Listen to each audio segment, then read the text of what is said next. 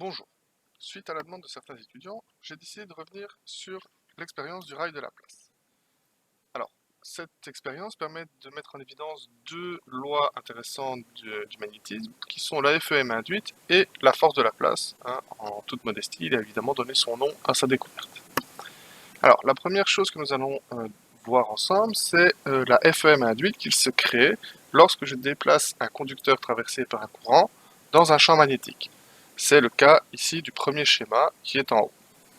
Alors, on a un certain conducteur ici de longueur L, parcouru par un courant, du fait, voilà. Et on va voir apparaître à ces bornes ici, quand je vais le déplacer, une force électromotrice que j'appelle E, puisqu'il est placé dans un champ magnétique. Alors, si je pars d'un certain temps t0 et que j'attends une quantité infinitésimale de temps dt, eh bien, je vais ensuite me retrouver avec mon rail ici, à un temps t plus dt. Pendant ce laps de temps dt, si mon rail était à une position 0, il a avancé d'une position, enfin d'une distance plutôt ici, que je vais appeler delta x, ou dx plutôt, puisque c'est un infiniment petit. Alors, on peut s'intéresser à la variation de flux qui apparaît dans mon système, puisque le flux total va diminuer, en effet, puisque la spire est plus petite ici, puisque c'est la spire ici qui est intéressante de prendre pour calculer le flux, puisque le flux est lié au B et au S. Évidemment, le S, dans le premier cas, est plus grand que le S ici, quand mon rail a bougé. Et donc, on va voir apparaître une quantité défi qui va diminuer la quantité totale du flux. Et cette quantité défi, elle est donnée par Bn fois L fois dx. Alors Bn, qu'est-ce que c'est? C'est la normale AB ici, donc c'est la projection sur la normale par rapport à B. Alors pourquoi la normale? Parce qu'on avait vu au premier quadrimestre avec le champ électrique, quand je veux faire déplacer quelque chose qui est perpendiculaire au champ, eh bien ça ne produit pas de travail et on n'a pas besoin de travail, puisque les vecteurs formant un angle droit, le cosinus valait 0. Oui. Donc la seule contribution qui est intéressante pour faire déplacer quelque chose, c'est la contribution normale.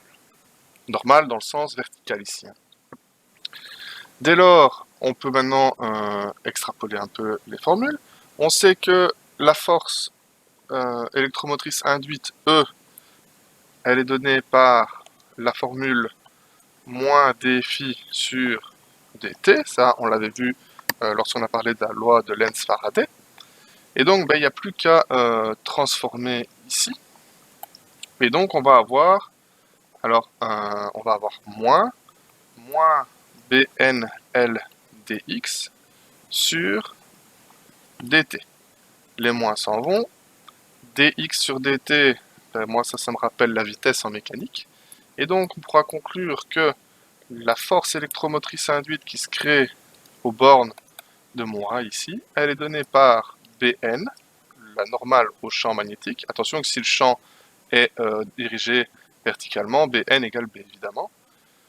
La longueur du conducteur, donc du rail ici, cette longueur-ci, et la vitesse à laquelle je déplace mon rail dans l'espace. Alors évidemment, on peut faire l'analogie. Si le fait de déplacer un conducteur dans un champ magnétique produit une FEM induite, eh bien je peux partir de l'autre idée de prendre un conducteur, de le mettre dans un champ magnétique et de le faire parcourir par un courant I. C'est le cas de la deuxième image ici. Donc ici, il n'y a pas de courant I direct dans le conducteur. Alors il y en a un qui va apparaître forcément du coup de la spire, mais ici l'idée, c'est clairement de faire parcourir le conducteur par un courant I et de le placer dans un champ magnétique. Et donc il va se mettre à se déplacer avec une certaine vitesse, puisqu'on le voit ici, quand je modifie la vitesse, je modifie la FEM. Donc ici, quand je modifie finalement la FEM, je vais le faire bouger. Et le faire bouger, c'est créer une force. Et donc, on peut dire que la force de Laplace, ici,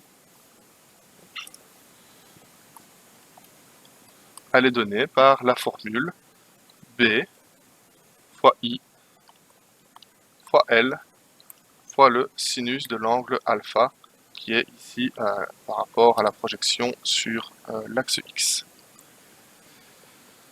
Voilà, j'espère que ça vous aidera, que ça sera un petit peu plus clair pour vous. Je vous remercie pour votre écoute et à bientôt.